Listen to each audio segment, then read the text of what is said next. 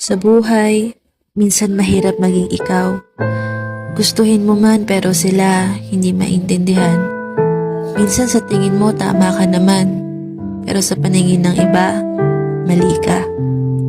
Walang ginawang tama, walang mapatunayan. Sa buhay, minsan malungkot, minsan masaya. Madalas nakakatakot, gusto mo na lang umiyak. Minsan kontento, minsan di sapat. Ang hirap maging sigurista. Ang hirap mag-isa.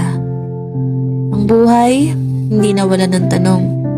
Hindi nawawala ng duda.